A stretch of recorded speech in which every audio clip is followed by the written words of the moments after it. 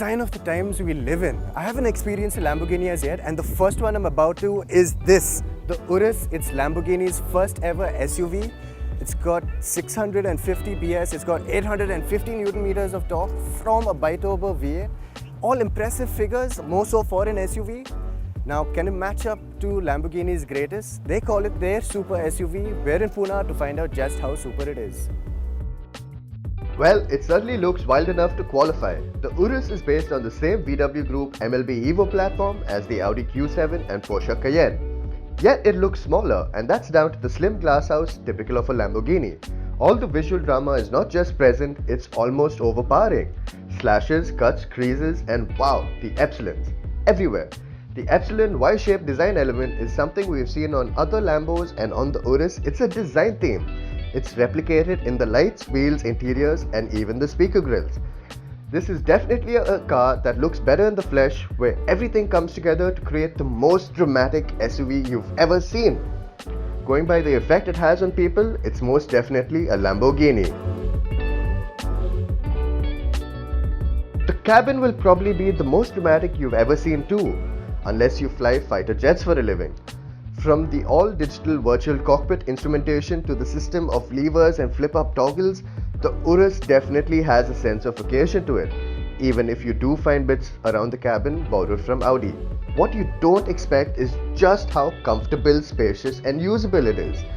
This is one Lamborghini you won't be searching for a place to put your phone, coffee or 4 passengers.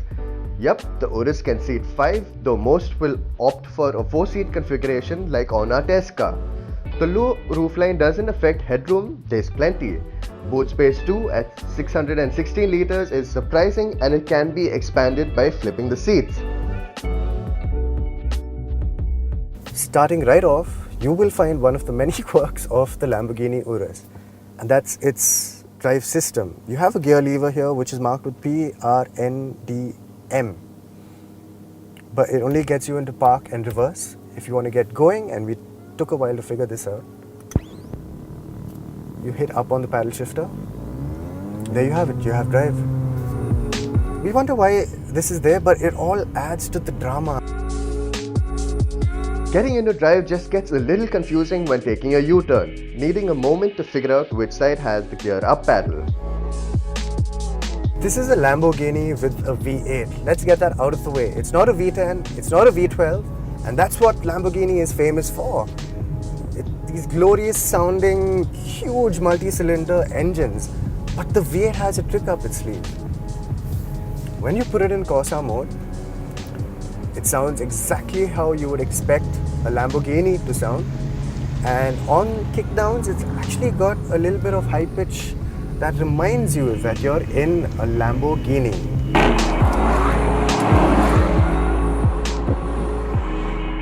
That's a huge compliment for the brand's first turbocharged engine, though this engine can be found in other VW Group cars.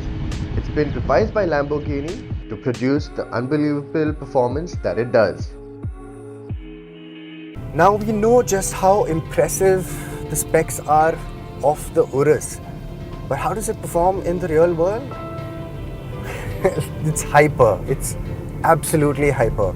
This engine has so much torque from down low, and the gearbox is so lightning quick, you just have to sniff the throttle and you are going way quicker than you intended to. So apart from the fact that you might need to break out your Italian dictionary to figure out which driving mode you're in, drive modes for the Urus are incredibly well thought out. You have the Strada, which is for your regular running, street it is.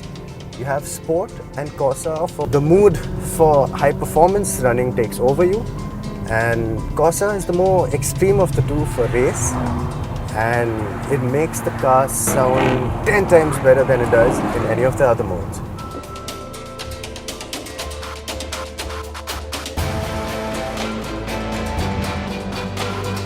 Corsa also lowers the car to its minimum ground clearance of 158 mm, though off-road modes give you the full 248 mm available. We found ourselves setting the Tamburo drive mode selector to Corsa quite often, for it best brought out the hyper-playful nature of this SUV. Our driving route for our test, very narrow roads leading directly onto traffic, and leading directly onto the highway. So it gave us a chance to experience the car in 3 different settings, and what immediately stands out is just how amazing the Urus handles. It does not handle anything like its size. If you thought that you had a good understanding of physics before you drove this car, let me tell you, you're going to have a rethink. And that's all down to the fact that this car has rear wheel steering, which can effectively reduce its wheelbase by up to 600 millimeters. So on this set of really tight hairpins, I'm not worried about where the rear of the car is going at all, because I can feel it turning in with my steering input and going exactly where I want it to go. That's not something many SUVs can boast of. Apart from the rear wheel steering, the handling is also down to the Torsen center diff and a mechanical rear diff lock to better handle torque transfer between the wheels that need it most. Braking is handled by the largest rotors in the business and is predictably sharp. The surprising thing is just how well the Urus rides, considering it's on 22-inch wheels. There is a firmness to it, but it's not overtly so. If you've got an ounce of hesitation about the Lamborghini Urus because it's got a V8 and not one of the company's signature V10 or V12 engines, let me put that to rest right away and listen to this. Yeah, that is special. That's the biturbo V8 at work, putting out all that torque, all that horsepower at really reasonable engine revs. So when you get on the throttle, you know that the car is going to shoot forward, and you know that the electronics have your back. Now, Lambos have known to be a handful in the past, but the Urus is surprisingly easy to drive because you are not worried about the car grounding out anywhere. You're not worried about the front of the car hitting anything. It is an SUV, and it's got that typical Lambo character, the hyper agility, the hyper reactiveness. It's got all of that.